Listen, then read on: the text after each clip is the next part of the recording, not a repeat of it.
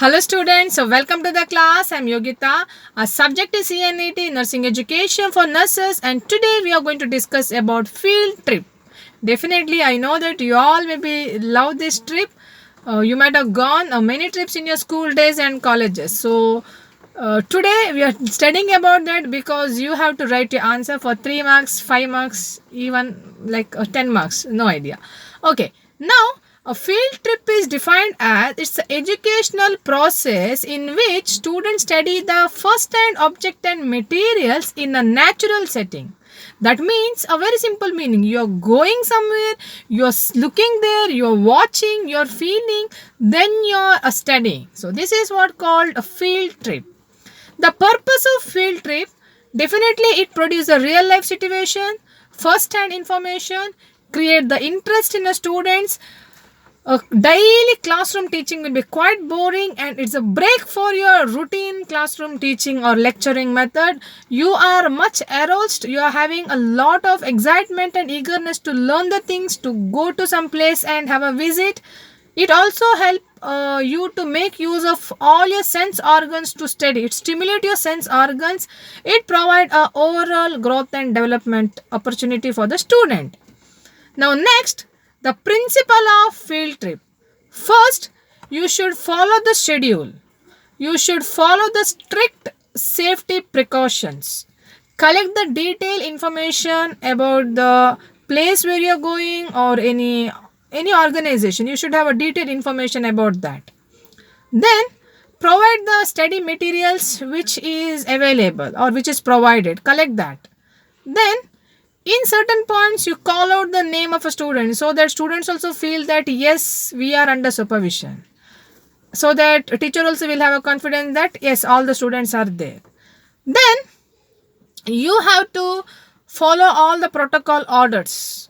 You have to arrange the right transport and maintain the strict schedule. You follow the order in order sequence wise, you follow that, and do not disturb the organization in any manner.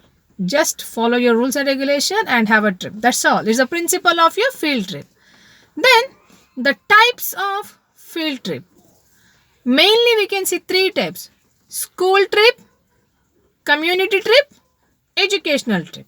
Now school trip, definitely it is within the school campus. Mainly when the fresh students, yeah, new students has come up, we can to improve their knowledge regarding the school campus, yeah, like infrastructure, yeah, facilities available. We can keep this school a trip so that we can have a visit to the library, cafeteria, any labs, auditorium, like that. Now community trip, it is from the school we are organizing to the very close by places which will help to improve our educational process. For example, now you may go to a old age home, water sanitation or water purification center, or any what is that, palliative care center, like that. You are visiting such places to enhance your knowledge.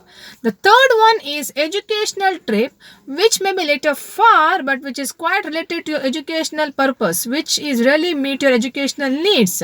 Might be it is organized from your school, your college. For example, now, yeah, in your fourth year BSc, you are going for educational tour, educational trip to Delhi, Bangalore, somewhere like that. Okay, this is what called types of educational or types of field trip. Now next, steps, a procedure of organizing a field trip. First is knowledge, objective, rapport, time, transport, and preparation for the student, supervision and evaluation. Now here, first is knowledge. The teacher must have a knowledge about the place where you are going, why we are going. So all the information, details should be available with the teacher. Teacher should have that all round information about the field trip. Objective. The objective must be set very clearly or very specifically so that you are able to meet the objective. Objective must be realistic. Objective must be attainable and measurable. Then a rapport. If you decided to go some orphanage, yeah, any visiting palliative care center or somewhere, now the teacher must have a rapport with them. She should call and she should talk to the such organizer or any members in that institution. So that rapport should be there. Time, you will fix the time, date, venue, everything that should be according to your schedule. Transport, you need to arrange the transport because you have to, from your school, your college, you need to go there, so you cannot go by walk, right? So you need to arrange the transport so that there should not be any delay in arrival of your transport. Preparation for the student, so you prior information you give to the students, because otherwise they cannot make that all of sudden preparation required that students will have a prior information regarding that center, collect any study materials, whatever the required materials for the trip, like if they want any water, pen, pencil, some pocket diaries, something that can be collected in advance. Then you're having a supervision, you should have a very close supervision of your students. Also you should see that all are there in your team. In between you can call out the names to cross check that they are there or not. Even students will have a kind of feeling that yes, we are under the supervision of a teacher, it's safe, a safety must be considered. Then finally evaluation. Now at the end, after finishing your entire field trip, it's very important that at least 1 hour you provide for the open discussion, so that you can talk, you can discuss each other what sorry, you can discuss each other what exactly was your experience related to this field trip, how benefit it was, what were the difficulties you faced, what are the problem you encountered, so that you can improve your next field trip perfectly. So that's what we want this evaluation session. Then the advantages of field trip, definitely a lot of advantage. It gives a first hand information to the student, they can learn in a natural setting, it's very close to their real life situation, they're able to get that feelings. The subject will be quite interesting, it will sustain the interest until we are done with that field trip. Then also they can write a report on that, so it will be accurately recorded in their mind. Also they're using their sense organs to study, so easily they will not forget where they went and what they did. And definitely it will improve their thinking, understanding, accepting other people, cooperation, coordination, adjusting, team spirit.